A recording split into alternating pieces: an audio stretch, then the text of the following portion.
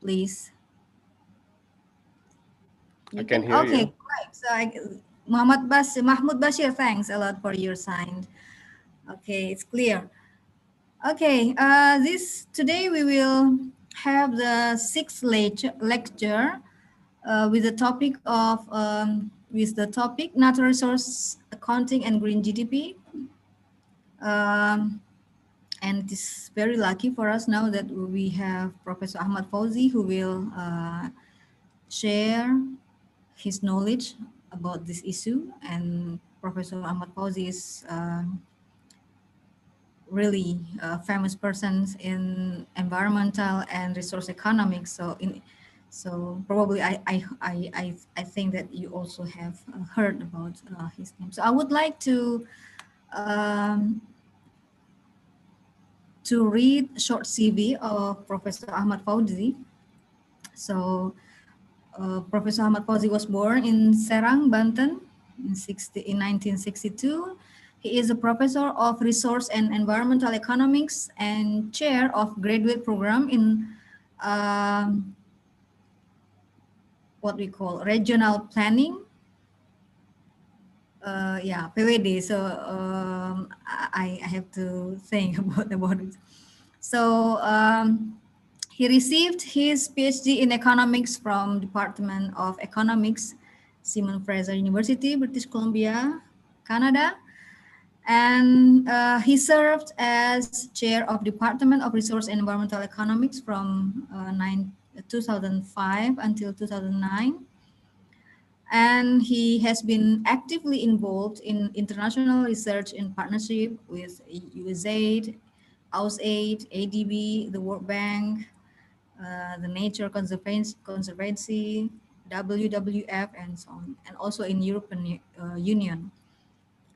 At national level, Professor Ahmad Fauzi is very actively involved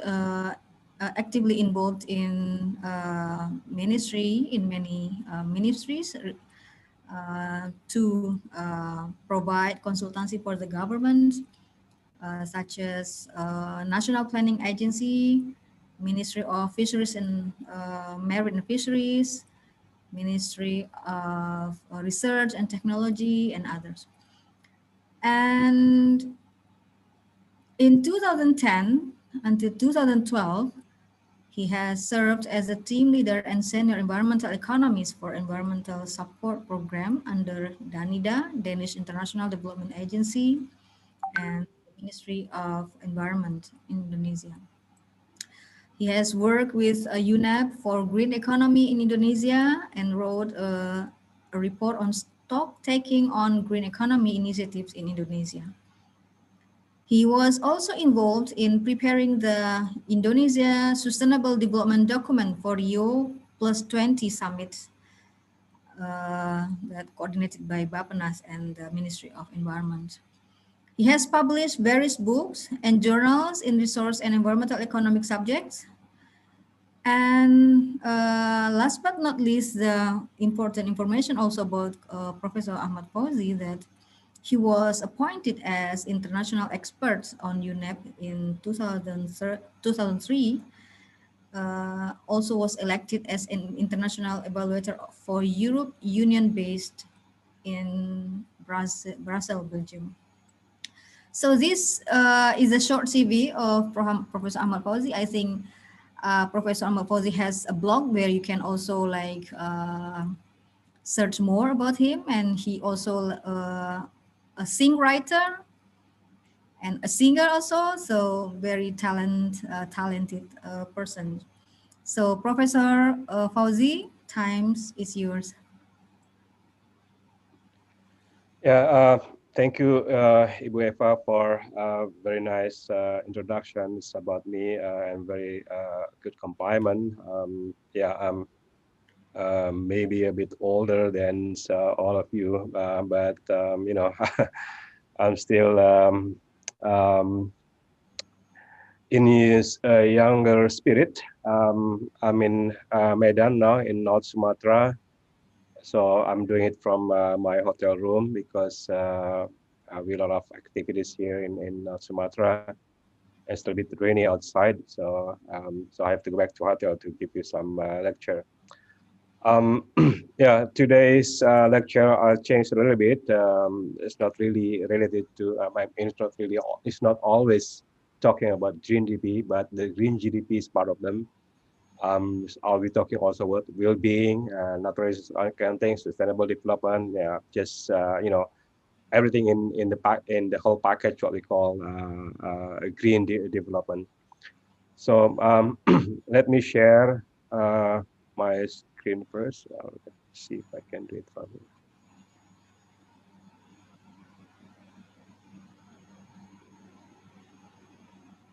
Okay. Can you see me my PowerPoint now? Eva? Yeah, Yes. it's Okay. clear. It's clear. Okay. Good. Okay. Yeah. The big. Oh, sorry. This new PowerPoint. They put some title. I don't like this. Let me sub subtitle first. Okay. So the big title is about a green and well-being based development, which is much broader context. And then I'll be talking about, overall economics in a global scale as well as at national scales. And, then from there we can, um, pull some a bigger conclusion, what look like, to be green-based development or well-being-based development. Let me start with a nice quote from to a famous person in environmental economics, especially um, the first one is chief of First Nation in the United States. I liked his quote. It says, "The earth doesn't belong to man. Man belongs to earth. All things are connected like blood that unites us all. Man did not weave the web of life. He's merely stand in it. Whatever he does to the web, he does to himself." This is very nice philosophy from the chief of a nation in the United States. It's basically saying that we are all connected with nature, and whatever we do to nature, that it will bite back to us, either in a good sense or in a bad sense. The second quote I like to share with you is something to do with the connection between business and the planet. It's very famous quote from David Brower. He's CEO of Patagonia business. If you like wearing like a sports suit from United States, is basically mostly made from Patagonia, which is David Brower is chief executive on that company. One of his famous quote dealing with his business is something to do like um, connection between nature and business. He was saying that there's no business to be done on a dead planet, meaning that if you don't have water, then your business will also be running out. If you don't have raw materials, your business also will be running out. So everything depends on the nature of the planets. It depends on the health of the planets. So there's a strong connection, a strong correlation between our economic system and the natural system. That's the basic the gist of the philosophy both from these two famous guys. Why this word is very important? Because right now we're sometimes we're neglecting the nature. Eventually, at the end of the day, we have to pay the price from this ignorance to nature. The second thing is, if you're talking about the root of causes, why a lot of environmental degradation, a lot of problem, right, with COVID-19, for example, is not only affecting human health, but also affecting environment as a whole. And then at the end, it also affect our economic system. It starts with the growth-minded economic policy. Everywhere you go to the country, everywhere you go to the nation or region, they'll be talking more and more about the economic growth instead of economic well-being, instead of healthy environment. So the governments always be happy if the economic growth is such and such, 6%, 7% or something. But it's hardly say they're talking about environmental healthiness or well-being for the people. So this kind of mentality that creates a lot of problem in regional scale as well as in national scale. If we're talking about growth policy, meaning that if you want to increase your growth, if you want to push your economic growth to such a level, positive level, it's very much easy. It's very much straightforward. Cut off your forest, yeah, and then uh, catch all the fish, and then extract all your mining. Then eventually we'll get positive economic growth. But eventually, we'll be having natural disaster and environmental catastrophic. So all this will undermine our economic growth progress. The second point of the root of causes is lack of natural understanding and lack of understanding on natural resources. I mean, the true meaning and the true value of natural capital is really very much treated as raw materials per se. Um, that's the problem because when we're talking natural capital, water is not only used for drinking, for bathing, for other economic purposes, but also we'll be using water for recreation. We'll be using also water for ecosystem services. So this kind of natural capital principles have to be understood in comprehensive manner. It's not only as raw materials, but there's a lot of a function of natural capital that not to be understood more comprehensively.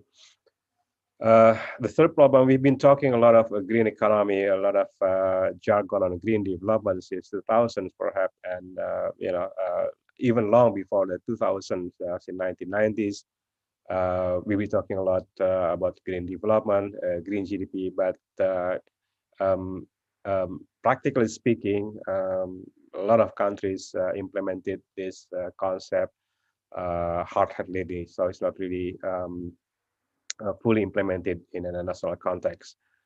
Yeah, the last problem is if you're talking about environmental issue, it's not really quite sexy.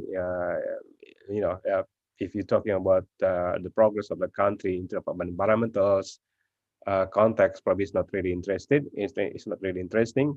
But if you're talking about the economic progress in terms of their GDP, in terms of how many infrastructure they have, in terms of how many internet's bandwidth they have, that would be much more section instead of talking about environmental issue.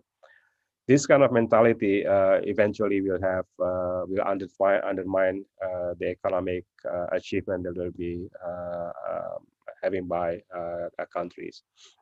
So in order to overcome this kind of problem, then we need to shift our mindset from mostly growth-oriented mindset into more comprehensive policy, into more comprehensive framework, which is talking about well-being overall, and also taking account natural capital as one of the big roles in economic development. So uh, again, I like to quote from David Orr. His book in 2004 is very famous. He was saying about the development paradox. His quote says, "We intend one thing, and sooner or later get something very different. We intended man to be prosperous and healthy, but in fact, it triggers mass extinction of the species, spread pollution, trigger climate change, and all of which undermines our prosperity and health." Yeah. The picture on your in my right side, on your right side of PowerPoint, clearly describe the development paradox. The bigger the city, and then the bigger will be the pollution because we have more cars, we have motorcycles. Eventually, at the end of the day, we have a traffic jam. We have inconvenience in terms of traffic, and it costs a lot of money for the government, for society, as for environment, because the government have to clean up the environment. They spend a lot of money to set up the program for clear environmental program. The government also has to invest for infrastructures in order to avoid traffic jam. This is the mentality that we'll be talking on a growth-minded policy because in conventional economics, the measurement of well-being is really in materials well-being, and the more you have in the material possession, uh, uh, correlated to how rich you are and how wealthy you are. But it's it's not that kind of mentality that we'll be talking. We'll be talking about more broadly in terms of well-being and the role of natural capital. The World Economic Forum in 2020, which is basically just published a few months before the COVID-19, I would say COVID-19, that is COVID-20. Um, the World Economic Forum released a report, which is a nice report. Every year they release a report about the global environment or global risk. And the 2020 reports showing us mostly on environmental factors like climate action, extreme weather, biodiversity loss, natural disaster, human and environmental disaster. These are uh, uh, uh, these are the factors that will be perceived as a threat to global economic in the future in 10 to 15 years to come. Meaning to say that if we ignore these kind of factors, that's eventually it will impose to our economic development. It will impose to well-being, national, development, human health, etc. So again, if you take a look at this graph, the northwest or northeast quadrant correlated with the high likely and then the high impact, yeah, on economics. Meaning that it's quite likely that we have climate or extreme weather. It is likely we have natural disaster. It likely we have biodiversity loss, and the impact is quite significant to our society, to our economic, to our development. So if we ignore this northeast quadrant, then eventually we'll have a domino effect to other economic systems as well. Now, if we take a look at this global risk in based on long-term and short-term risk, we can take a look in more detail. For example, long-term risk outlook impact will be, again, climate change and then weapon mass of destruction. But if you take a look at this graph, mostly on the green dot, which is something to do with environment, something to do with natural capital. Adding to that is natural water crisis, also infectious disease, which is we're having right now with COVID-19. So environments, natural capital will be one of the big factors in determining whether the country will be progressing or the country will be regressing if you don't take into account this kind of environmental factors or risk factors. Again, environmental factor as well as health factor a little bit correlated. Perhaps to some reason is also strongly correlated because if we have a bad environmental, and at the end of the day, so will be affecting to our health. So that's why infectious disease also strongly correlated with environmental factors. If we take a look at the short-term risk outlook, again, the green dot dominated the other ones, meaning that extreme weather, destruction of ecosystem, yeah, and health impact by pollution, water crisis, uncontrolled fires. All of this will be a big components or big factor that will be affecting our economics in 10 to 15 years to come. Now,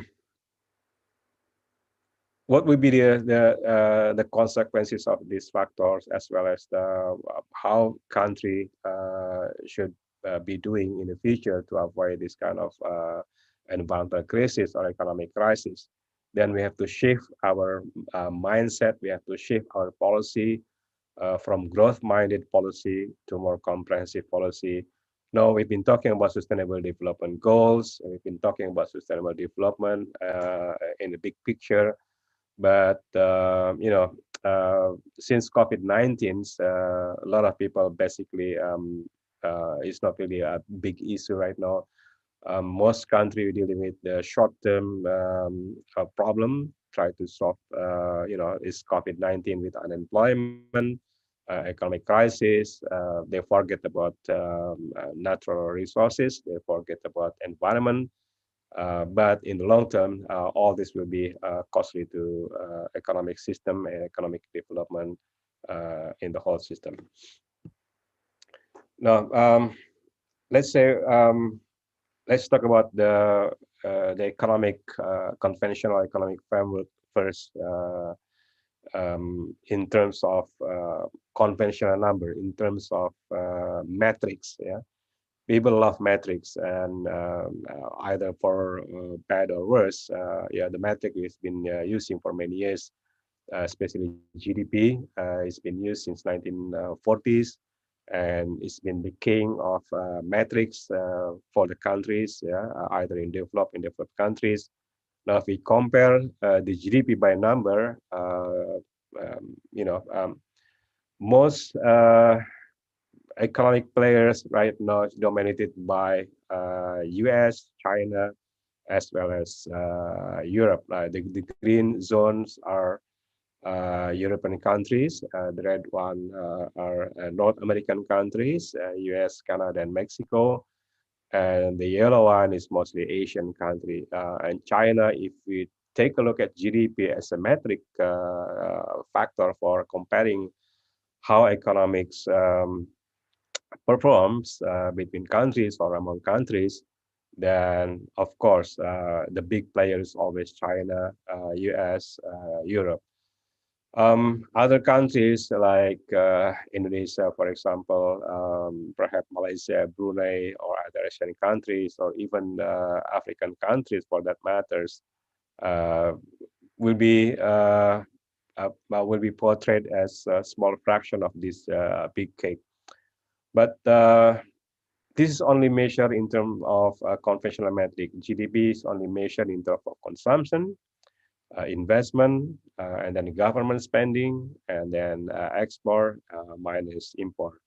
Meaning that if you produce something and then your country is consuming more and your country is investing more, which is basically consumed by people and the people of other countries, we're talking about export and import, then your economic is expanding, your economic is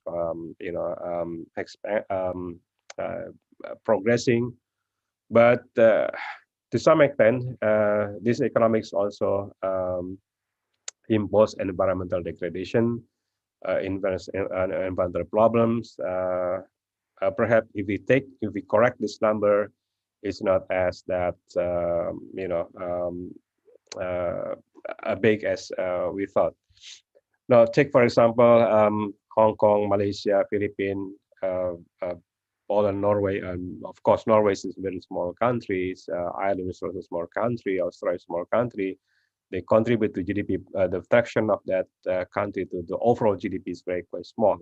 But perhaps these countries, in terms of taking care of environment, play a big role in the global context. Yeah. Take a look, for example, the EPI 2020, which is Environmental Performance Index, developed by Yale University. There is strong correlation between rich country and how they spend for environment. I mean, the richer you are in terms of GDP, that most likely you'll be able to tackle most environmental or a negative externality due to environmental problem. This come to what we call the environmental Kuznets curve, which describe how relationship between GDP per capita with environmental quality. On the left side of the environmental Kuznets curve, you're having less GDP, you're having lower GDP per capita, and most likely your environment also you cannot tackle environmental problem because your spending on environment is quite small. But if you move along to the right of your curve, which is the higher GDP per capita, you'll be able to spend more time taking care of environment. That's why this curve or this map is showing you the blue zone, which is the rank number 1 and 36, mostly in developed countries, North American, and then as Australia and also Europe, because they have a lot of money, they have a lot of expenditure to tackle environmental problem. If you take a look at developing countries like Africa, Asia, as well as some small countries, a small island, the score of EPIs is quite small, yeah, because they still on the rise of the economic development, of course, at the consequences of environmental degradation. Now, the question is, do we have to follow the environmental Kuznets curve? Meaning, we have to follow that every time we move forward to increase our GDP, we have to pay for environmental costs? The answer is yes and no. Yes, yeah, perhaps it is unavoidable because when your country is developing, you need to chop off your trees, you need to extract your minerals, you have to catch your fish. Eventually, it will cost the environment. But it's not always that case.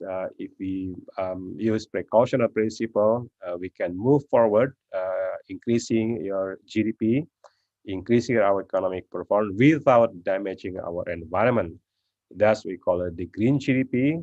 That's we call sustainable development. This is what we call well-being based development. So it's not always following environmental Kuznets curve. Increase your GDP, increase your economic by destroying nature. We can choose another path. We can choose a different pathway by increasing our economic without damaging the environment. Yeah, that's that we call the green economics or the green development. Take a look at this graph again.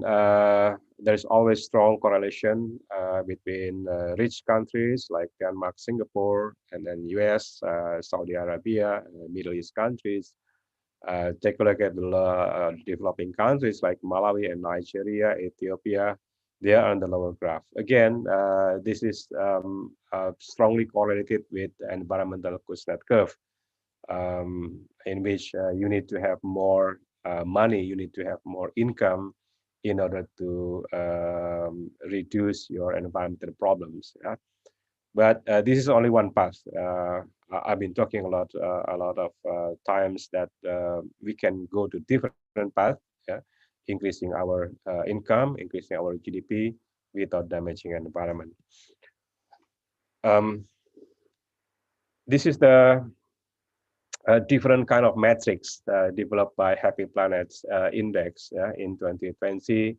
If we take a look at this graph and compare to the previous graph, it's quite contrast. Yeah, the green, the highest Happy Planet Index is not in developed countries, basically in developing country, mostly in South America, and then Southeast Asia, some country in Africa, for example. Yeah, it's much better Happy Planet Index, meaning that their ecological footprint is quite small.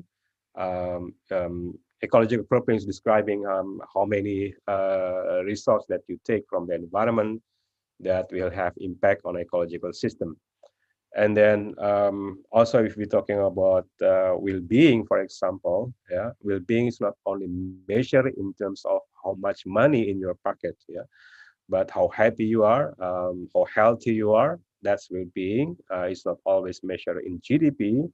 It's not always measured in incomes, yeah, but it's much broader measurement. Yeah, even that if you don't have money, for example, if you are in a poor country, but if you're healthy, you impose less cost on your health, and then at the same time probably you impose less pressure on environments. That Happy Planet Index describing this kind of measurement. So Happy Planet Index measure in terms of not only income, but also well-being, life expectancy, inequality, and ecological footprint. It's very important that ecological footprint is in the index, because when you do something on environment in order to increase your well-being, that either you leave ecological footprint, higher ecological footprint, and then destroying an environment, or the opposite. Yeah, you increase your income, but at the same time also environmental factor is not really affected that much.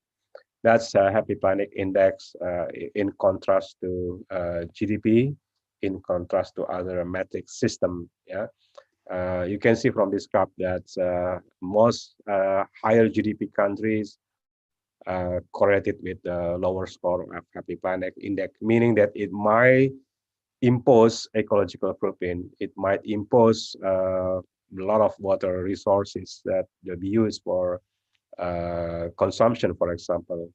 A lot of land has been converted to industrial estate, for example. So all these things will have a different impact on ecological, and then we'll have a big impact on ecological footprint. Um, I tried a little bit on Indonesian case, for example, just for student from Indonesia. I grabbed that data from Central Statistical Agency and just plot this graph using GDP and Environmental Quality Index. If I plot this graph, it's quite the opposite that we have this graph. This graph is showing a strong correlation between GDP and environmental in the global scale, but in country scale, it might have a different picture. For example, in Indonesia, if you take a look at the graph from the BPS and plot that all the 34 provinces in Indonesia, then most likely we have very negative correlation, meaning that if you want to increase your regional GDP, if you want to increase your economic in terms of regional scale, provincial in this case, then most likely you'll have a lower environmental quality index. Yeah, mind you that the environmental quality index in Indonesian case is only measured in terms of forest cover, in terms of air pollution, and then water pollution, etc. It's very rough measure. It's not really a complete measure compared to API index. So there's some loopholes in the API.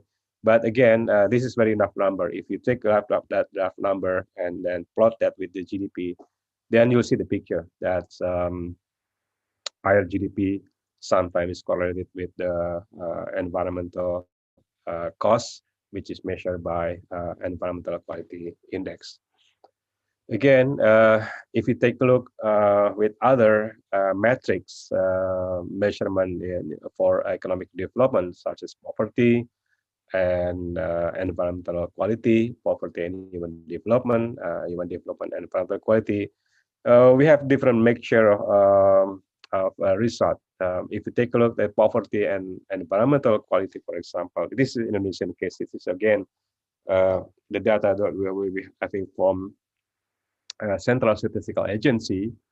If I plot that data using the simple plot in Excel, for example, if I plot horizontal axis using poverty index and then vertical axis with environmental quality index, it's a bit funny that we have positive correlation, meaning that region with higher poverty index or poverty rate will have a strong, good environmental quality. This kind of contradictory result with the Kuznets curve that we have been talking earlier. In Kuznets curve, in order to have good quality environmental quality, you have a better income, you have higher income.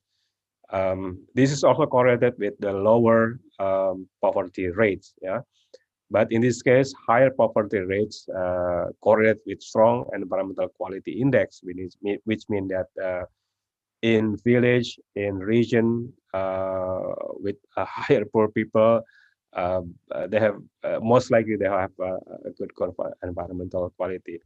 Again, this is just a simple plot. Yeah, I didn't do any deeper analysis into the data, just to get some grasp on the relationship between all these metrics that's been using in economic development, such as GDP, Human Development Index, and water quality. Um, Again, on the right side, if I plot a Human Development Index with an Environmental Quality Index on the vertical axis, again, I get funny results. I get strange results. The higher Human Development Index, the lower the environmental quality score. Yeah.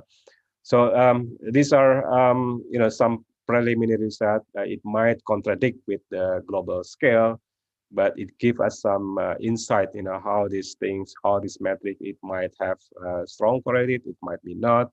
Yeah, it might describe the overall development. It might be just describing very small fraction of economic development. Just to give us some rough pictures, how this metric will be used, and then how these metrics also sometimes contradict with each other. So that's why in the title I put what's going on title on that PowerPoint. Okay. Now with COVID-19, if you're talking about GDP, if you're talking about economic development, last year we didn't have any clue that the COVID-19 will be have such a big impact on economics. Yeah. If you take a look at the EMF prediction, if you take a look at the World Bank prediction, for example, all this again IMF, for example, all these institutions mostly predict that 2020 will be brighter years, will be a good year for economics because they base their forecasting from previous year from 2019 from 2018 and then projected to 2 years to 3 years in the future. And then all these institutions like EMF, World Bank, or ADB, uh, mostly they have brighter projection in 2020. But all of a sudden, everything changed in March and April. All economics in the developed country as well as developed country have a big contraction due to COVID-19. Yeah, China, for example, had huge impact. Their economic has been contraction to minus 1.2 to 1.6. Overall, in the world, COVID-19 has a big impact on economic. Mind you, again, this is also measured in GDP. Yeah, if we talk on GDP, gross GDP, the picture will give us some scary picture or fear mongering picture that the economic will be shrinking, the economic will be contracting, yeah, and then we have fear mongering jargon that we enter recession, we enter economic crisis. Yes, you can feel that in to some extent, but life goes on. Yeah, people in the rural villages still happy. People in developing countries might not be much affected by this economic negative economic growth because again, this is only metric. This is only number. It doesn't say much about well-being. It doesn't say much about overall um, development in a much broader sense. Yeah, metrics just metric. It's just very narrow measurement because it's only measured in terms of how consumption, investment, government expenditure, export and import has been up and down since COVID-19 until now. So uh, if we if we stuck with the GDP, if we use GDP as the king of all the metrics, the king of all measurement. on how economic progressing for the countries or for the world, then most likely will be misleading, because a lot of measurement that is been neglected by countries or by community or by people. So growth is not everything. Growth is not always, the major goal of our economic development, because growth also could be bad. Take, for example, if people got cancer, the cell is growing, but that's not good growth. Yeah. The same thing for economics. There's always the other side of growth. It's not always that the higher growth is good for economics. Yeah. When the growth reach economic limit, which means that they reach an environmental capacity, then we have economic disutility. For example, traffic jam, pollution, water pollution, air pollution, diseases. Then everything is the cause of growth bad, quote unquote. This graph from the left side, I quoted from Economics Magazine. It's basically saying that the higher the economic growth, it will have a cost on environment, like pollution and climate change, everything else. It's about unpleasantness, about disutility that will be fed by people, and then eventually the country will be spending more, taking that issue for reducing the environmental impact. So bad growth will be like resource depletion, pollution, congestion. All these things will be cost to environmental uh, system, and then eventually it will be undermining our economic system. On the right side is one of the picture I also took from the Economics magazine. It was saying that it used to be, we have a lot of fish with one single fleet, for example, in the ocean. Now it's the opposite. We have a lot of fleets, a lot of vessels, but catching one fish. So we have jargon in fisheries, for example, too few vessels catching too few fish, yeah, or too many vessels catching too few fish. Yeah, it's just the opposite. This is that the situation we're having right now in developing countries, for example. So it's not really a pleasant situation. Yes, the number of vessels is increasing, the number of boats is increasing. In terms of a conventional economic, they're paying taxes, they're paying money to the government. So the government, we have more money, they have more income, increase their GDP. But when the fish is not in the ocean, that all these vessels won't be able to catch more fish. Now eventually they get bankrupt, and then they won't be able to pay taxes to the government, and eventually the revenue, the receipt from the government is also declining. So it's always negative loops and positive loop to the economic when the growth is reaching, the economic limits. Um, this picture is telling you about something that we'll be talking about, the green GDP and moving beyond GDP. GDP is always measured on the upper layer of the cake. The private sector, public sectors is part of the GDP. If you buy more smartphone, for example, if you buy more foods, if you buy more clothes, then you contributed significantly to GDP. Again, if the government spending more money for mitigating environment, for example, the GDP is also increasing, even though that GDP increase is due to environmental problem, because the government have to spend more money. But once the government spend more money, they contribute to the higher GDP.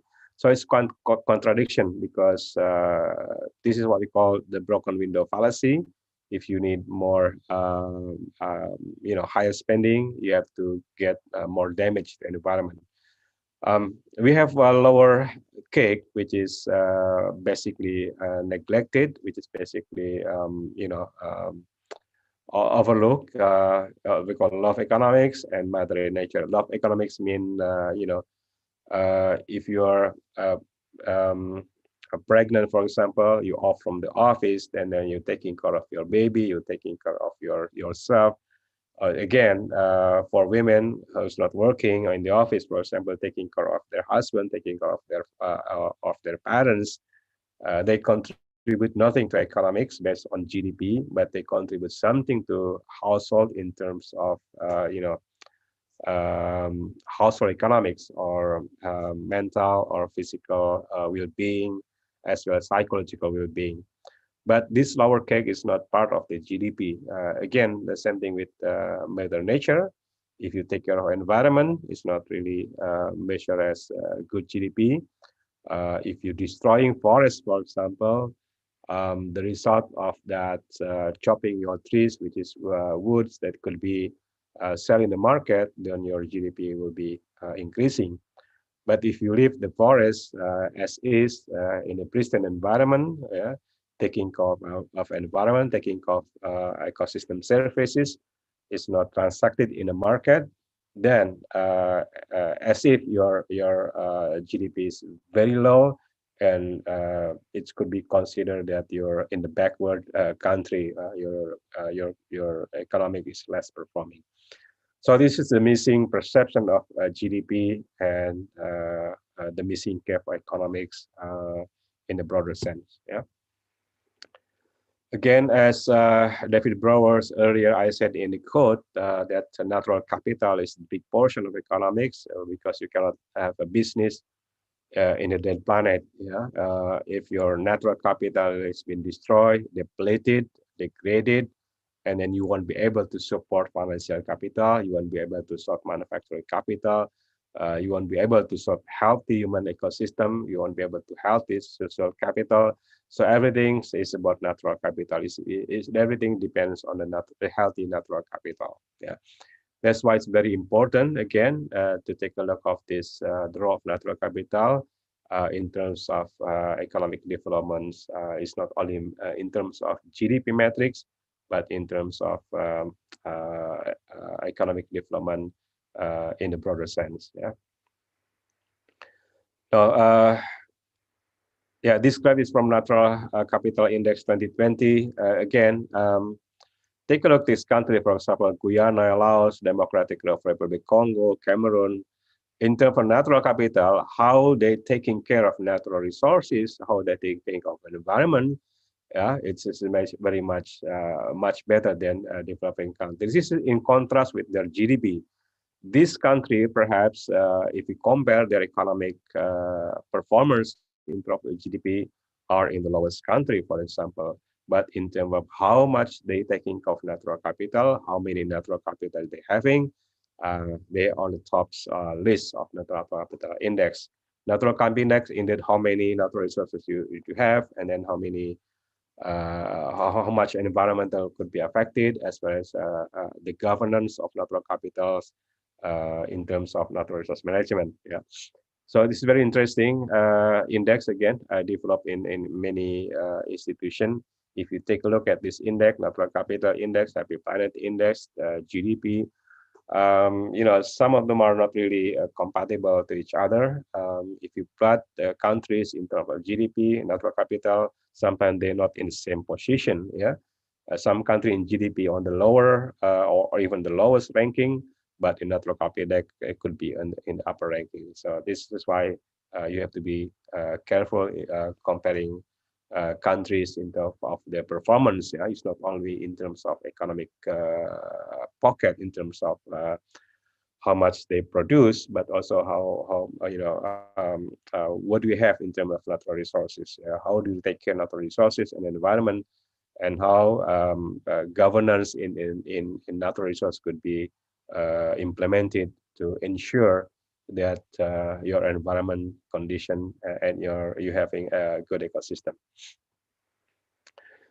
Um, there's a book by Jeremy Rifkin called Zero Marginal Cost Society, that in the future the common, which is natural resources, as well as the common in terms of social media, internet is also the common, meaning that your sharing resources is very much common platform for deriving or driving economics in the future.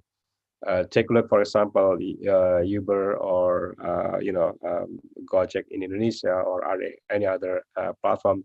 Even right now, I'm talking from other part of the world. I'm talking about the environment from my hotel in Medan, using platform from Zoom, using internet from my hotel, as if it costs nothing for me. Yeah, that's what called zero marginal cost.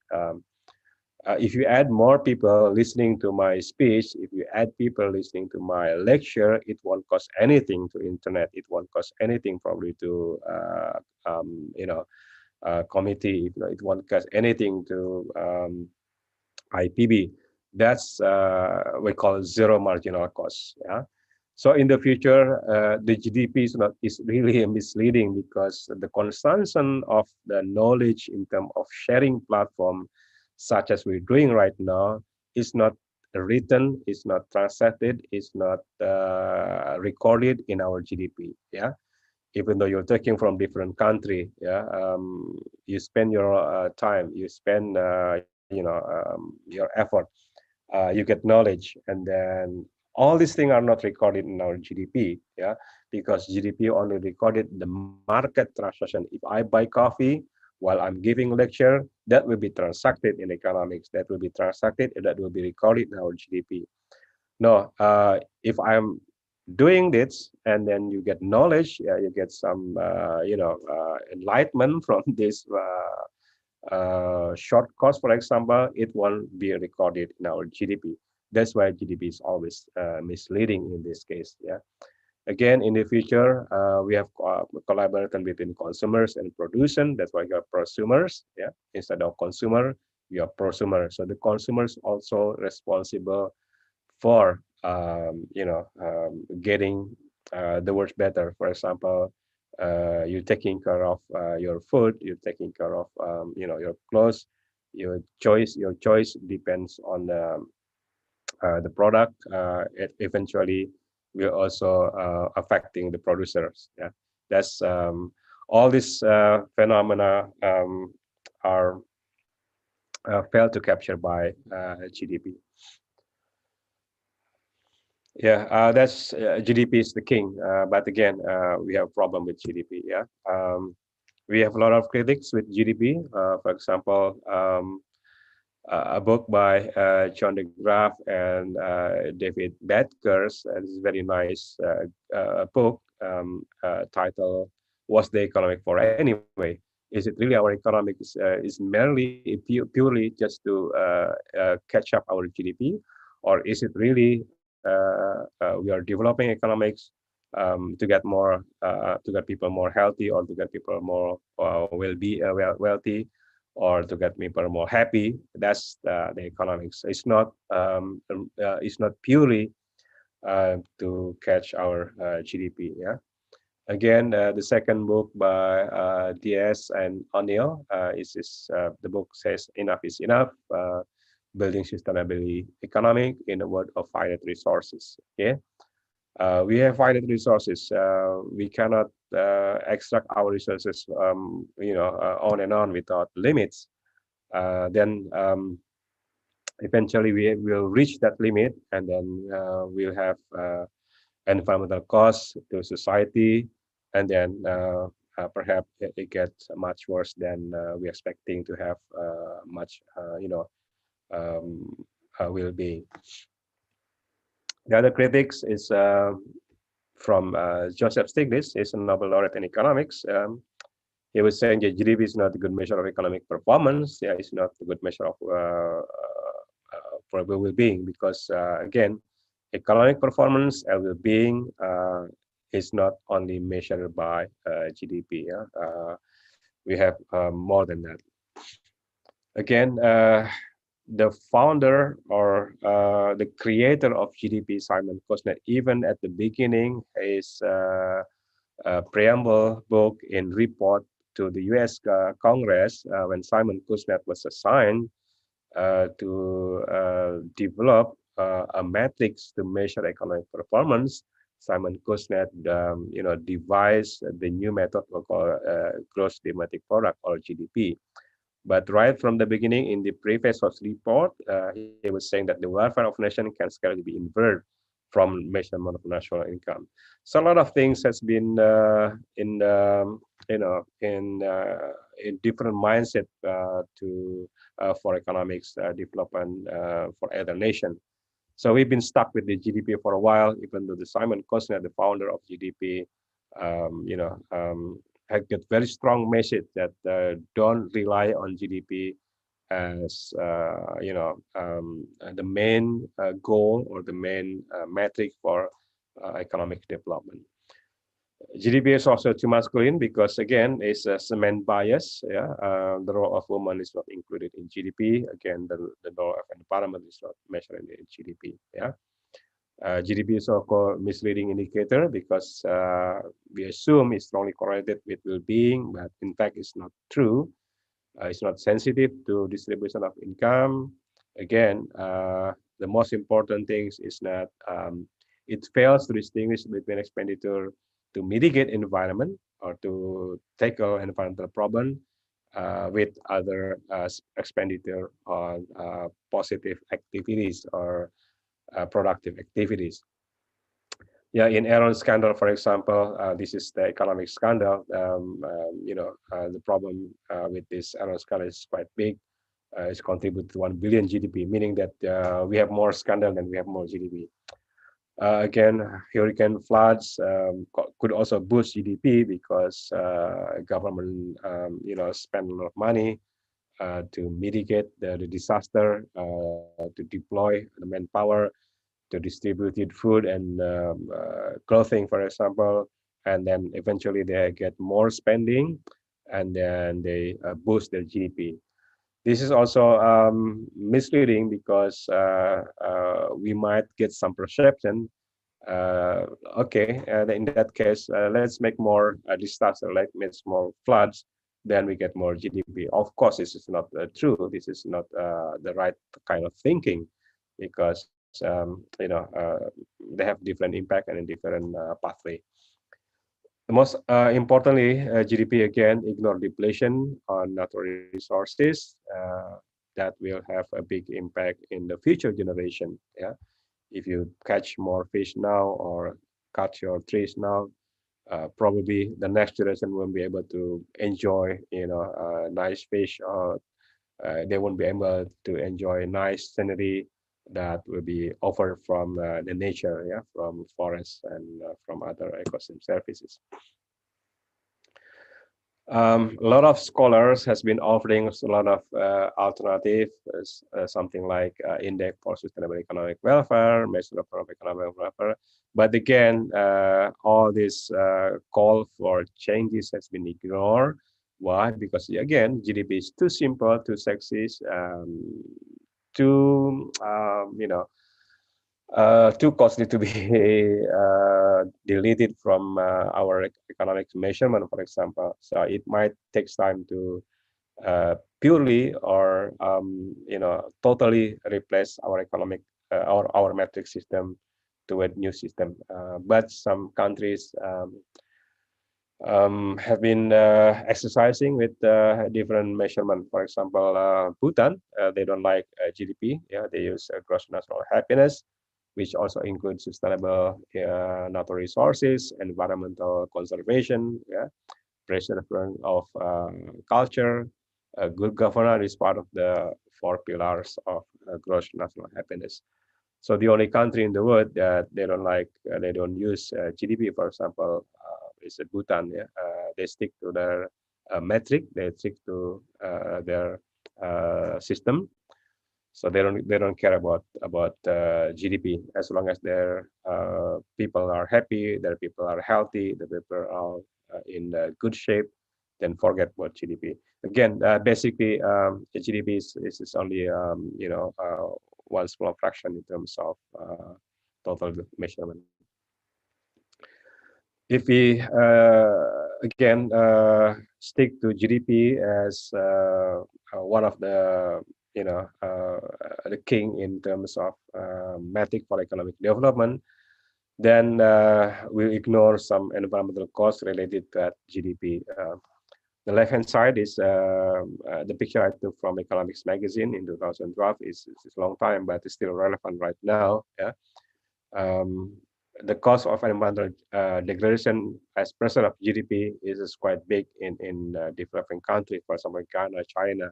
No, take a look at China. China is quite interesting in terms of GDP, in terms of brown GDP, in terms of economic growth. Their economic performance is quite astonishing. Yeah, positive 11% in 2011, for example, or even double-digit growth, but at cost of environmental, degradation as much as the 9% to their GDP, meaning that their economics engine has been polluted by water pollution, air pollution, environmental problems, and such. Yeah, the same thing with other country. The right picture is for Indonesian case. This picture is from World Bank report, led by one of the scientists. I forget his name, but the picture gives us something really, a good understanding how that's cost of degradation could undermine our achievement in terms of GDP measurement, especially for climate change. It could cost like 2.5 to 7% to our GDP. Okay, then we have to move forward. It's not only in terms of consumption, income, expenditure, export, and import, but we have to move beyond that, yeah, into the economic of well-being. Yeah, the economic well-being is much broader sense. We have to take into account of environmental factors. We have to take into account others measurement such as social cohesion, social capital, health, and as well as ecological footprint. Economic well-being has been there's so many like this. Has been like 2 or 2 centuries before by Jeremy Bentham. He was a philosopher. He was famous in economics. His philosophy is basically economic is not always about money, but economic well-being. In a broader sense. Right now, this principle has been also echoed by very famous economists such as Joseph Stiglitz, Mahbub Urhak, Amartya Sen, yeah, Joseph Esterlin, as well as Richard Thaler about how economics should be measured, not only in terms of GDP, but also in terms of other factors such as environment and happiness, and other factors. Now, what about green recovery and green GDP and this COVID-19? I took this latest research from Hepburn and other researchers from Oxford University. The right again, northeast quadrant showing you what are programs or economic activities that will have a big multiplier in the future, but at the same time have a big impact on good environments. Mostly, it's about environmental factors like I would say here the T is clean and research, clean R&D spending, which is basically spending on clean energy, for example, is very good for environment, have very good multiplier impact in the future. The same thing for T is a clean energy infrastructure. Is also good for environment and it's also good for economics. Have a big impact on economic in the future. Again, with the COVID-19, we have a big lesson. It's a good lesson learned. And as business as well, economic development as well, it's quite costly to the society. So we have to move forward from conventional measure of economic development into more broader economic framework, which is well-being. Yeah.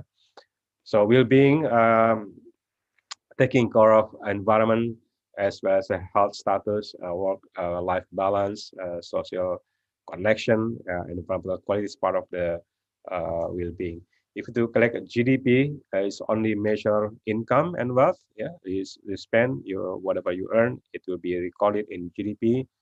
If you have a job, if you have salary, then you will be recorded as a productive worker, and then will be recorded in GDP. But again, the left hand side, which is quality of life, is much more important, especially in COVID-19 right now. Why the government is always talking about health protocol, very strict about health protocol. You have to wear mask, yeah. You have to wash your hand. It's about health status, which is not. It's about income. But all these things are very important in order to have a good quality of human capital, good quality of human resources. Because if we getting sick, we have lower quality, then it won't be productive at the end, and then it won't contribute much to society. Uh, yeah, again, our economic contribution will be lower. And the lower part of the well-being framework is natural capital, economic capital, as well as human capital and social capital. So GDP is only a small portion, yeah, and then we have a big portion that has been, ignored so far about quality of life and natural capital. That's why it's very important to shift our framework from narrow vision of metric system of GDP into much broader vision of well-being. Yeah. Okay. This is well-being again. Same thing as other graph. Um, Sustainable development goals is always correlated with well-being. Yeah. If you have good well-being, which is good indicators on the left-hand side, most likely you will achieve higher SDG score. Yeah. I don't know, Indonesia somewhere along this line. You take a look at your country somewhere on this line. Yeah. Basically, again, if you move beyond GDP, then you likely achieve your SDG score much better. This is the latest part of the lecture. Basically, emphasizing again the role of natural capital is not only part of the uh, raw materials to be producing dollars, but again, even if tree leave it on forest, for example, it also value. Yeah, then because eventually it will give a big impact on ecosystem, providing services to economics, and then at the end, it gives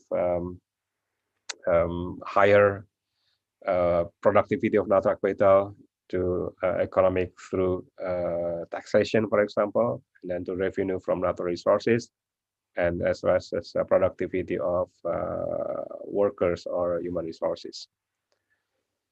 Uh, yeah, this is just paper clip from one of the paper in the United States. That's why saying that why we need environmental accounting to have a better public policy, because otherwise, it will cost to society, and then especially for the next generation, they have to pay more in terms of environmental problem instead of economic benefit that should be received to their generation.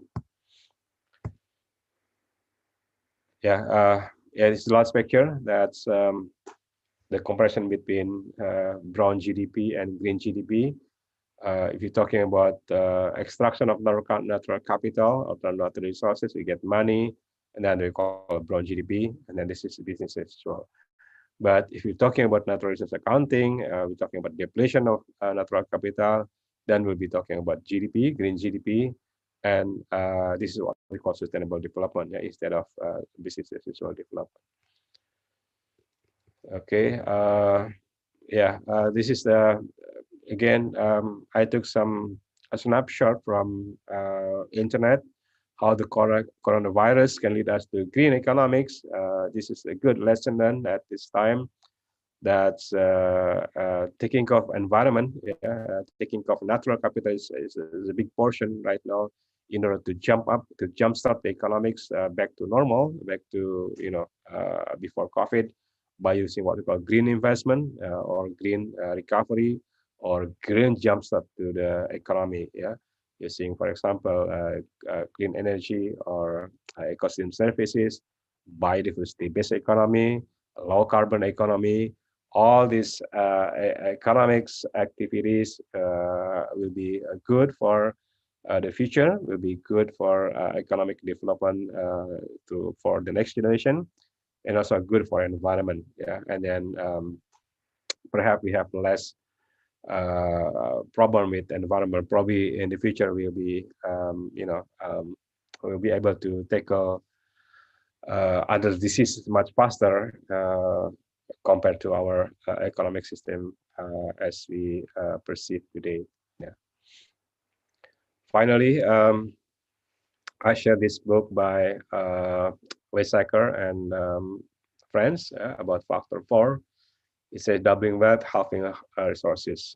Factor is very important to maintain economic development by maintaining our healthy environment, by maintaining our ecological system, by using what we call factor four. Factor meaning factor four basically says that one unit extract from natural resources should be able to generate wealth fourfold. Yeah.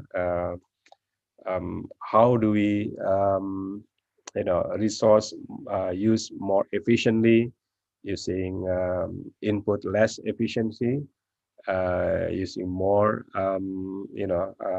environmental friendly input that could double output by four times or fourfold.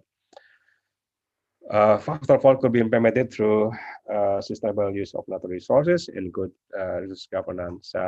Yeah, this is very important for us to shift our mind again from business as usual mindset, from growth mindset to more broader mindset of sustainable development, green development, or green economy, or green whatever. It's basically, um, you know, um, the development that will have a big impact on economics and society, but also without destroying our environment that will be used by our next generation and also will be used for maintaining our economics in the future.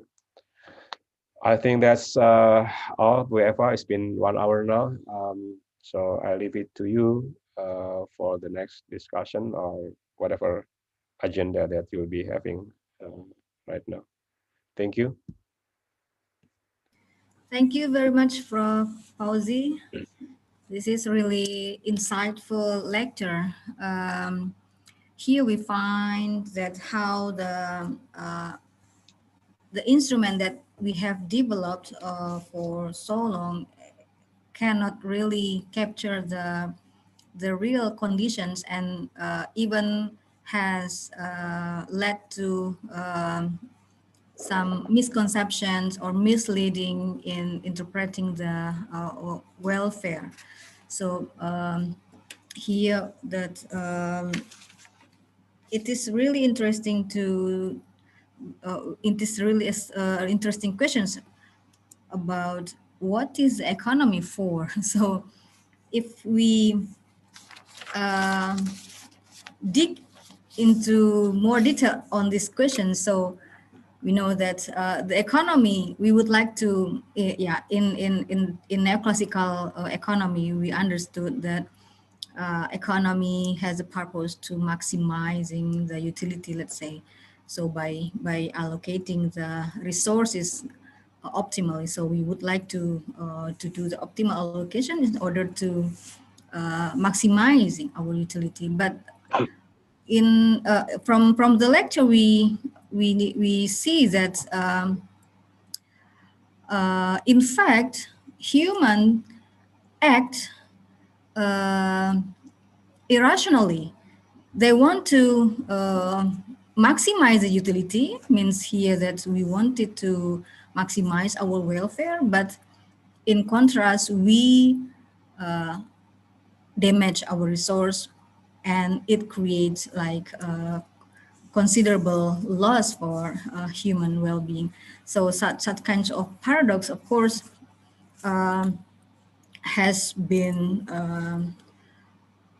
the implications of our paradigms on economy. So this is very basic thing that I catch from this lecture, that we need transformations of the paradigms on economy, and how that GDP cannot be we cannot put GDP as the main instrument to measure the well-beings. So I think here it is some small notes that I want to deliver to stimulate the discussion for this afternoon. So I have one questions still in the chat, and I invite also participants who would like to deliver the questions verbally. So please just put your raise hand so that um, we can the host can unmute you for giving the questions. So the first questions comes from Lestari, Prof. Fauzi. So the questions is yeah, Lestari was writing something that environmental issues are very famous now. So that very single questions concept is followed by green terminology, such as green growth, green GDP, and so on. But in fact, is it really big changes in reality? Because the environment is still getting degraded. So how is your opinion about this, Prof? So means like, so in terms of concept, it seems like it's growing very fast, and there are many instruments that have been developed, but in fact we are still facing with degradations, with environmental damage. So probably you can give some opinion on how probably there are some missing that we have not really fulfill. And I saw that in one words last word in the last presentation, that governance is probably the keywords. Please, Prof. Yeah, thank you, Buepa. Yeah, probably I should tell you that the reason I'm in the hotel in Medan right now is something to do with the green economy. Yeah, I'm one of the senior scientists right now, advising the North Sumatra government on what we call a green growth plan for the North Sumatra. This is very interesting because North Sumatra has been, a big arena for central governments to put food estate in North Sumatra to develop more big plantations, especially palm oil plantation. But the government of North Sumatra insists to have more green growth path in the future. So I just met with the Bapada today, and then we have a big discussion yesterday with a lot of stakeholders. They're very committed to pursue green growth plan for the next 10 to 15 years in the future, because right now with the business as usual development with palm oil, yes, it's good for economics as a whole in national level, but the North Sumatra government actually get nothing from the palm oil. They want to have something much more sustainable, using integrated farming, for example, using more ecosystem services, biodiversity based. Um, um, yeah, for example, they have uh, uh, very famous cloth from Delhi Serdang in North Sumatra, but it's no longer there. It's no longer exists. It's been eroded by the big corporation like plantation of oil palm. So in terms of implementation, a lot of local governments, I'm talking about Indonesian case, for example, a lot of AMPROM are still committed, yeah, to pursue the green growth plan in the future, because there's they see the difference between doing economic business as usual for the last decade. Um, Eventually, we'll have a big cost on environmental, like flood and environmental disaster, and all these things.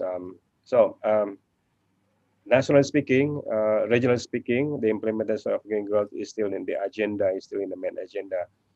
If you read all regional long terms or medium terms development plan, take a look at 34 provinces. The word sustainable development is still there.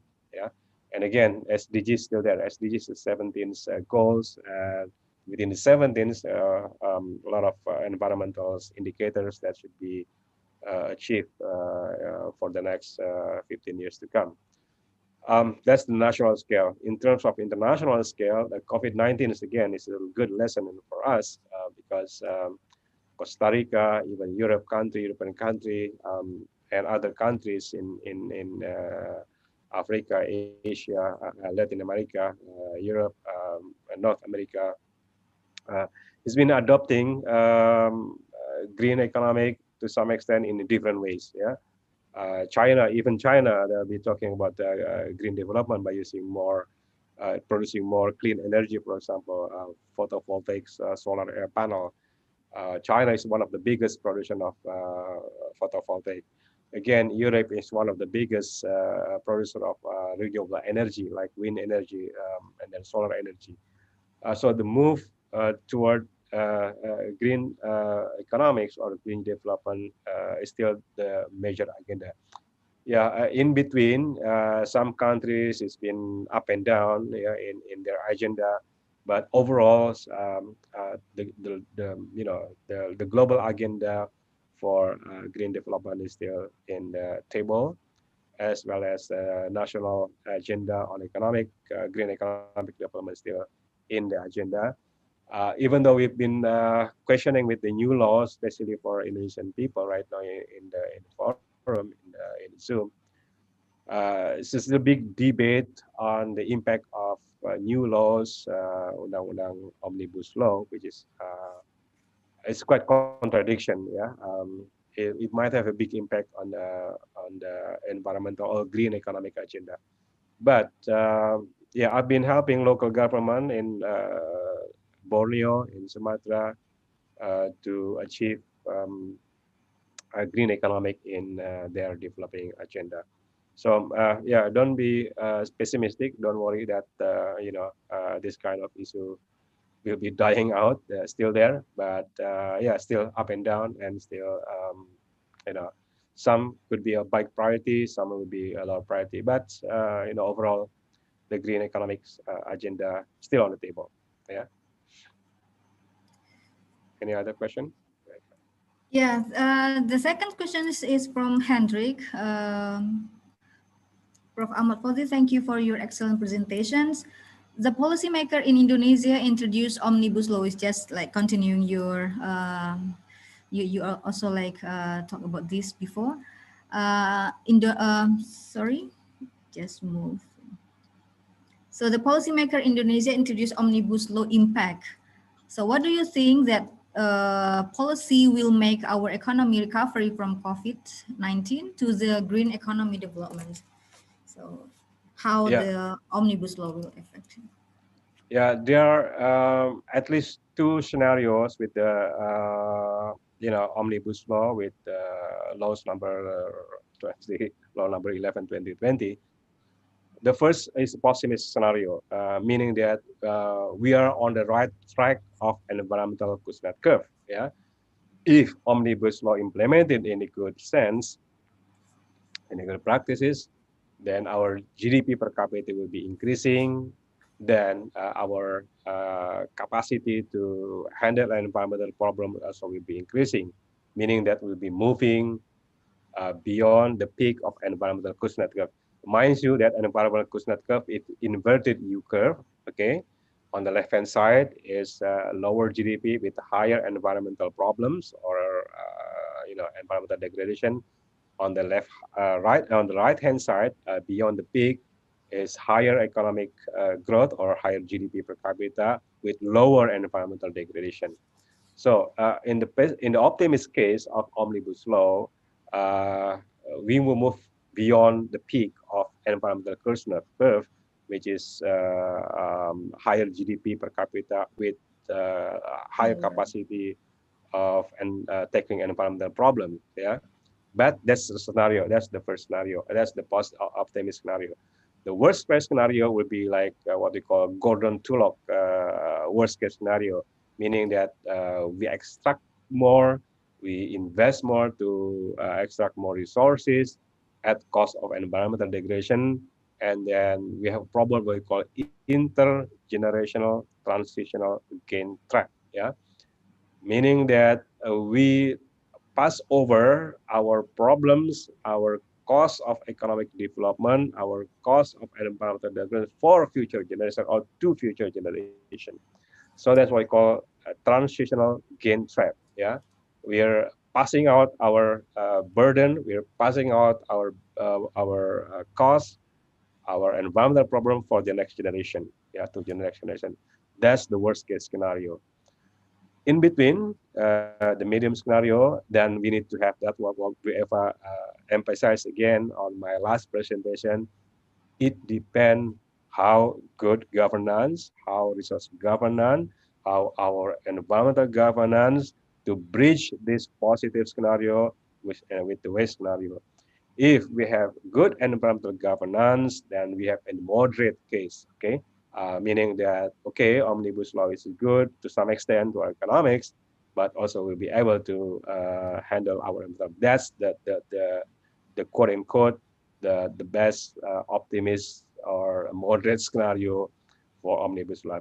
But it requires good governance. It requires very accountable governance handling this environmental problem. Again, the key is the good governance. If we have good resource governance, then the negative side impact of omnibus law will be, reduced. Otherwise, we can move to the next, pessimistic scenario or the worst scenario. In between, we don't know. It depends on the how our voice will be heard by the governments and how our efforts also will be contributed to betterment of implementation of omnibus law. So we have to work together to avoid the worst case scenario, and at least we can move to moderate case scenario in which the implementation of omnibus law will have a very limited or yeah, I would say limited impact on environment, and the green economy is still on the table. Okay, thank you, Professor Fauzi. So I will come to the third questions from Zubair. So with the success of two vaccines candidates, Pfizer and Moderna, if the vaccines, when distributed, stems the spread COVID-19 globally, do you think the struggle to achieve global green economy would continue? Yeah, vaccines are only part of the solution. Yeah, it's not the magic bullet. It's not the silver bullet that handle everything. Basically, vaccines are some kind of remedies to handle this short-term problem with the health crisis. The big picture that we need to be keep in mind that well-being is very much depend on interconnectedness of everything, yeah, between nature, health, and then economics. So everything is interconnected. Even though we have a vaccine, if we're careless in our lifestyle, for example, then we have another problems. If yes, we have a vaccine, but again, we're destroying our environment, then we still have a big problem. So vaccines are a good starting point to recover our economic system. but that's not the only solution. It's only part of the solution. The bigger solution is how, again, in the well-being framework, we have 6 components, which is social cohesion, health, and then and quality of environment, such and such. As I said in the my point about PowerPoint presentation. Um, yes, vaccine could help to jumpstart our economics, to jumpstart our recovery system. But in the future, we have to broaden our view that it not to depend purely on vaccine. We have to move beyond that. Yeah. Keep in mind the bigger framework of well-being is not only on the health system, but also interconnected between social, environment, health, and economics. Yeah, I have special presentation before with the University of Borneo about health and health economics related to COVID-19, environment, and economics. But that's beyond our scope this evening. Yeah. Thank you, Becca. Okay. The next question is from Jacqueline Joseph from UMS Sabah, Malaysia. So I would like to ask about the implementation of payment for ecosystem services and how does it take into serious consideration to the green economy development? Yeah, uh, payment for environmental services has been quite, a sexist issue in terms of economic instrument and in terms of instrument for green economics in many countries, especially in Latin America, such as Costa Rica, as well as in European. Um, Still there in national and global agenda. It's quite promising to some extent, but again, it's very much depend on the supporting regulation, supporting governance, and supporting financial mechanism and healthy ecosystem services. We have in Indonesian case, I'm talking about Indonesian case, for example, the PES is very much strongly backed up by regulation. At this time, we have environmental laws regulation, rules number 32, 2009, in which payment for environmental services is mandated. Yeah, it's strongly mandated as one of the environmental economic instrument for green economic development. So it is written in the laws in Indonesian case. It's been implemented in many in different scale, from small scale like micro hydro to bigger scale like between a big corporation like steel industry in West Java to watershed area. We have also a PES scheme in Lombok in West Nusa Tenggara between community in Mount Ranjani to people in the city of Mataram. It works fine. It worked well at this time. Yeah, it very much depends on the backup, the regulation, stakeholder participation, as well as how seriously the local government abide to the laws, yeah, especially the environmental. So my personal opinion on this issue, yeah, still, quite promising at the local scale, but at the regional or national scale, might have some, glitch on the implementation because we have strong conflicting regulation between one sector, like forestry and industry, and then tourism with agriculture. So a lot of things that need to be cleaned up in order to be implemented at the bigger scale. At the small scale level, it works fine in this case. Yeah. That's my experience and my understanding with the PES scheme in Indonesia.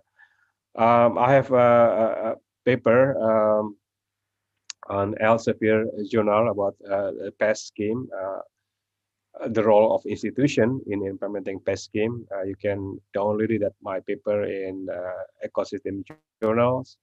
It's Elsevier journal. In that paper, I've been talking a lot of prerequisite on how PES would be implemented and how PES should be backed up by institutional as well as support by community at the local level as well as national level. That's my answer to Eva. Thank you, Prof. Fauzi. So there are still questions from Bondan Winarno. So how to measure gross national happiness in Bhutan? Sorry, there is a. So based on your experience, how the best way to measure economic performance of Indonesia if GDP is not enough? So this Yeah, reflects to the Bhutan experience, how yeah, why Bhutan can like have their own indicators and all stuff. right. Yeah, the key point is depend on the political will. That's the key point because why Bhutan is able to use a different kind of measurement because the king decree, not to have GDP as its own measurement. The king of Bhutan said, well, we're gonna use different scale, we're gonna use different metrics. We don't care about GDP. And all of a sudden, every country start working about Bhutan. Even the prominent economist from Columbia University, Jeffrey Sah, is he's very famous economist in terms of promoting sustainable development. He's been visiting Bhutan and he's been learning about gross national happiness. And he was very, surprised how Bhutan stick to its own measurement. And I wrote about Jeffrey Sachs report on one of the journal and one of the paper, and he's promoting to adopt this measurement by Bhutan to every other country. But again, the political will of every nation at this time is still reluctant to adopt what Bhutan did. But to some extent, some countries like Indonesia try to accommodate different kind of measure using what we call satellite account. Satellite mean is not main metrics of economic development, but is supporting metric. Supporting metrics mean yes, we have GDP, but also we have other metrics to support that other measurement. In Indonesia, we have green GDP. We have also signaling. Signaling is actually a system of environmental accounting. And then we have a new regulation by head of BPS, statistical agency, that in the future, the green accounting and green GDP will be part of the key performance indicator for regional leaders. So the political wills is number one factors that determine whether a green GDP or alternative measurement will be implemented in region or the country. The second thing is how also region or national could use different kind of metric system as complementary metric system to evaluate or to show economic performance. Yeah. One time back in 2000 something, 2015 or 2016, Central Statistic Agency in Indonesia has released the new index, what we call Happiness Indonesian Index, yeah, Index of Happiness in Indonesia. Uh, yeah, we appreciate this effort. We appreciate this initiative. At least, we have different alternative to measure how our economic is progressing, not only in terms of GDP, but also in terms of other measurements. But again, all these alternative metrics so far has been used as satellite account. Yeah, satellite mean complementary account. It's not the major. It's the main KPI or key performance indicator. Along the way, yeah, I don't know how many years that will be fully implemented, but at least this small initiative is in still in the agenda of the national level.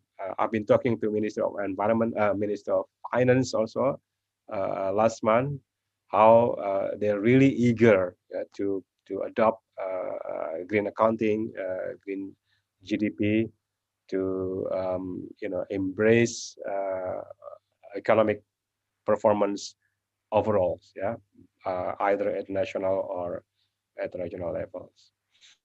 Yeah, hopefully it's still there in the future. Yeah, Thank you, thank you. Fauzi. Okay, so I think we finished with the questions written in Yeah, the it's chat five room. o'clock now. It's already 5, so we still have like 6 minutes actually from according to the schedule. But I would like to invite for verbal questions. Probably one or two of you would like to raise questions directly to Professor Fauzi.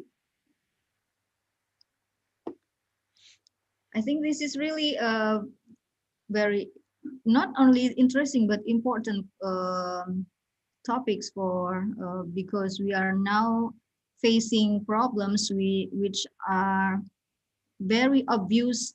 It is happens because of our uh, let's say unfriendly environmental friendly actions that accumulated. So if you look at the pandemic, so what we are facing now, we can imagine how much loss that have been occurred within almost 1 year, and the the ungrowth economic said that the minus growth of economy, I think, cannot really reflect the loss that we face because many of the loss probably could not be catch by the GDP. So in this both sides, it means like in one hand GDP could not really reflect capture the welfare, and probably also could not really capture the loss that we are facing. And the other issue on climate change that we are also facing now, that we can also like uh, measure the cost of the climate change. Proposi has told us about the cost of floods, the cost of forest fire, for example, which really uh, incur, I mean, like create a big loss for the economy. And also there is a research was telling that if we can meet the climate change mitigations, it will lead to the substantial reduce in economic damage. So I think this research is really important because so many implications that we need to really put in place in order to make things work accordingly, and we can really realize our objectives to create or to generate the well-beings instead of wealth.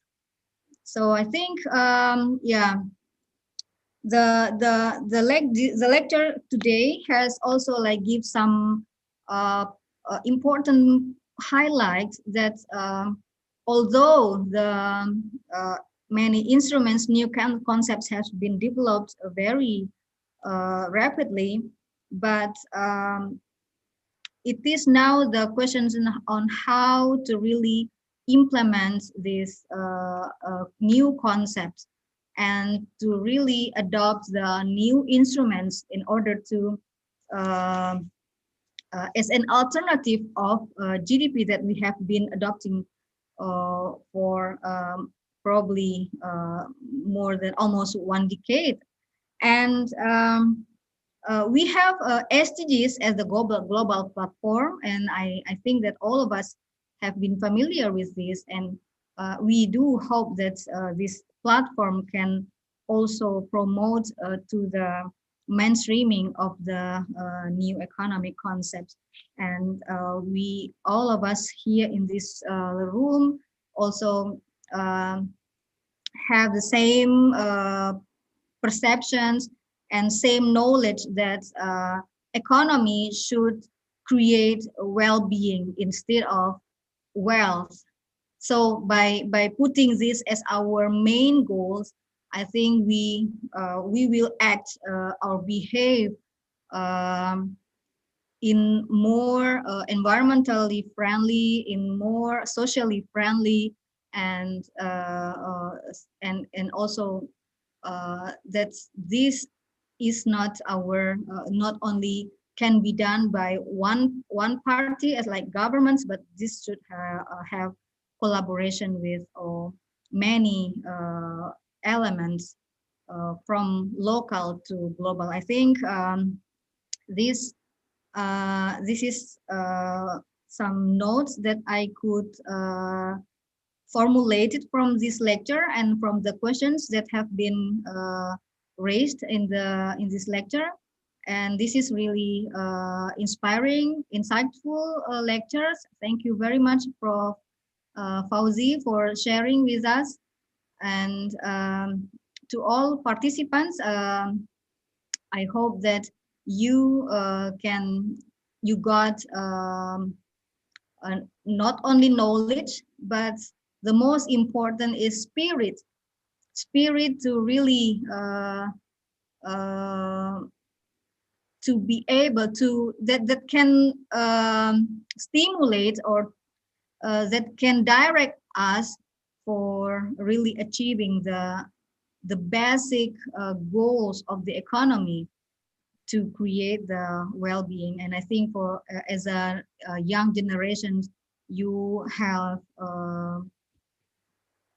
still have more time to really develop yourself and to be in some period that you will have the important role to direct the economy. So I think this for today, and it's already like 5:16 in my laptop.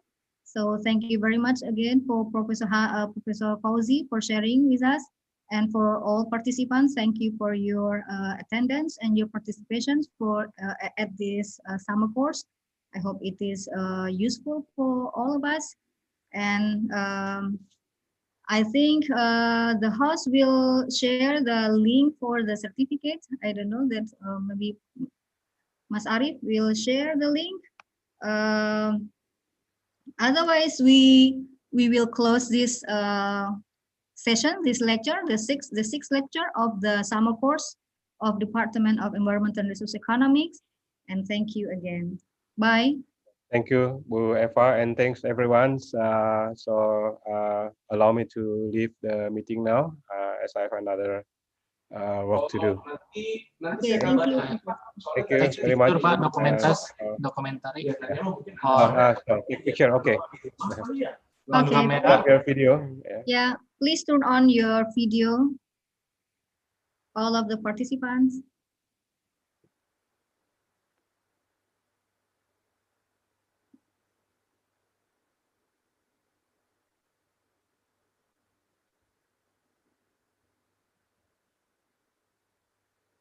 Arif, you can give us a sign. Okay. 1, 2, 3. Okay. Next.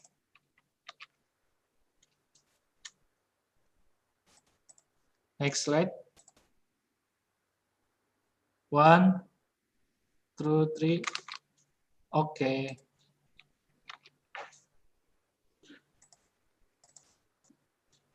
Next, siap. 1, 2, 3. Okay, thank you. Thank you. Goodbye. Okay, thank you. Bye. Have a good evening. Stay healthy to everyone. Thank you, I'll be Prof. back to Bogor tomorrow. So see you. Okay, bye. Stay safe. Thank you. So I will leave also this room. Thank you very much. And I think Bu Mailani or from the committee will give more information for tomorrow's session?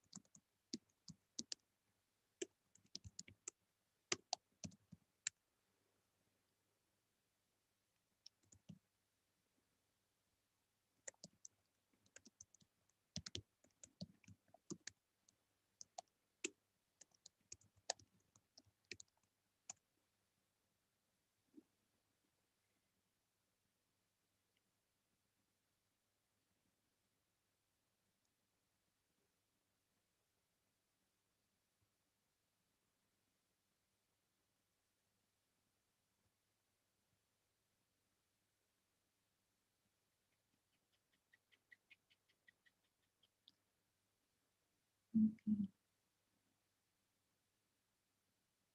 So I think for today, we finish for today, and tomorrow we will start. I think in the schedule it should be at 3:15. But probably the committee will inform you if there is some time change.